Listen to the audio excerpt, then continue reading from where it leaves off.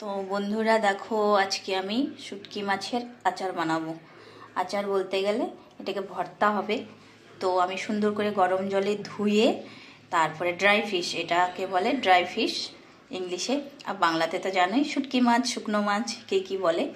তো এটা আমি খুব সুন্দর করে ধুয়ে তারপরে গরম জলে ভিজিয়ে ধুয়ে সাইড সাইড থেকে সব কাটা টাটা ফেলে পরিষ্কার করে ধুয়ে রেখেছি। এখন এটাকে আমি বানাবো। তো দেখো, আমি মাছটার থেকে জলগুলো ফেলে দিয়েছি।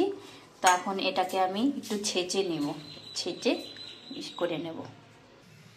আমি মাছটাকে দেখো, এটাকে ভোলা মাছ বলে। তো দেখো, শুকনো মাছটাকে আমি খুব সুন্দর করে ছেঁচে নিয়েছি।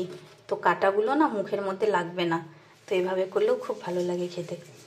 তো দেখো, এখানে আমি পরিমাণ মতো তেল দিয়ে দিয়েছি, একটু বেশি দিয়েছি, অতটা বোঝা যাচ্ছে না।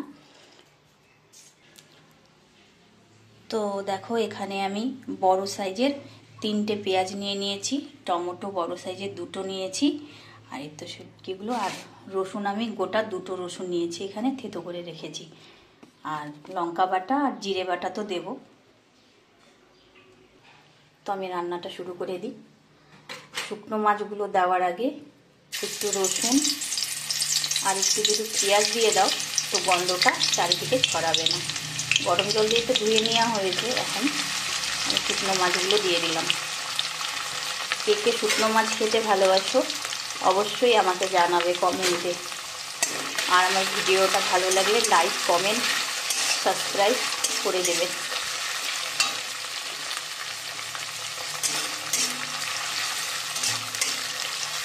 খুব সুন্দর করে গ্যাস বাড়িয়ে এটাকে আমি, সোমবারে আমি জিরে দিলাম না, এভাবেই খেতে ভালো লাগে। আমি এটাকে নামিয়েও রাখবো না।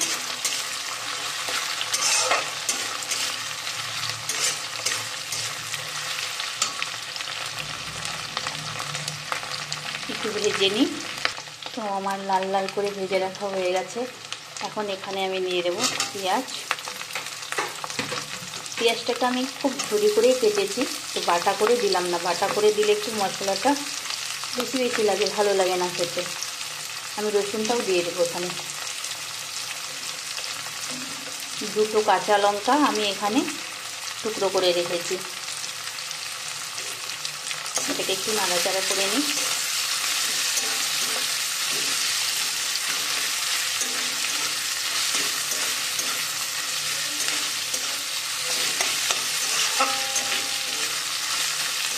কে কে শুকনো মাছ খেতে ভালোবাসো? আমার তো ভীষণ প্রিয়। এখন এখানে আমি টমেটো দিয়ে দেবো, সব মশলাগুলো হয়ে যায়। তো এখানে আমি দিয়ে দেবো পরিমাণ মতো হলুদ।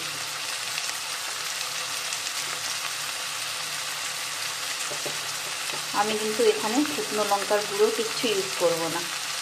দিয়ে দিলাম পরিমাণ মতো নুন, দিয়ে দেবো এখানে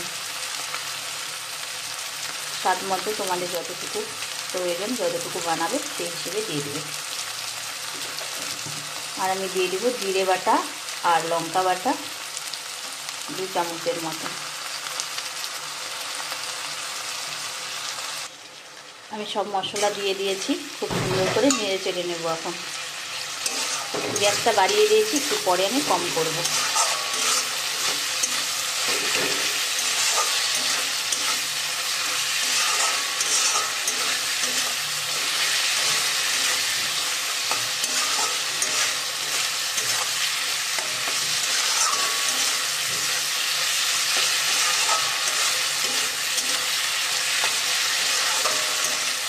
এখানে আমি মশলাগুলো খাওয়ার জন্য সামান্য জল দিয়ে দেব।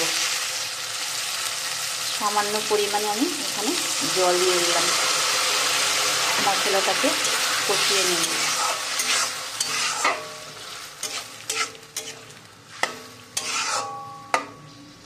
ঢেকে এটাকে 5 মিনিট আমি রান্না করব। আবার গ্যাসটাকে আমি মিডিয়াম করে দেব।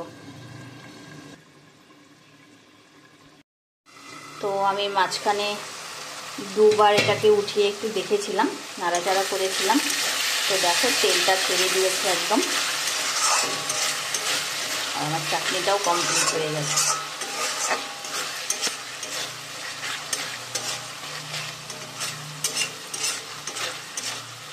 গ্যাসটাকে একটু বাড়িয়ে আর একটু নাড়াচাড়া করে, যদি মনে হয় আর একটু শুকনো খাবে তো শুকনো বানানো যাবে, আর যদি খাবো আর একটু ভেজা ভেজা খাবে তো এরকমই নামিয়ে দিলে হয়ে যাবে।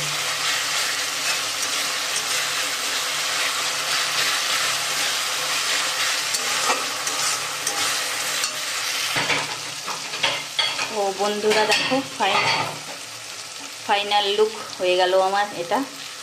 এইভাবে নামিয়ে দিলাম।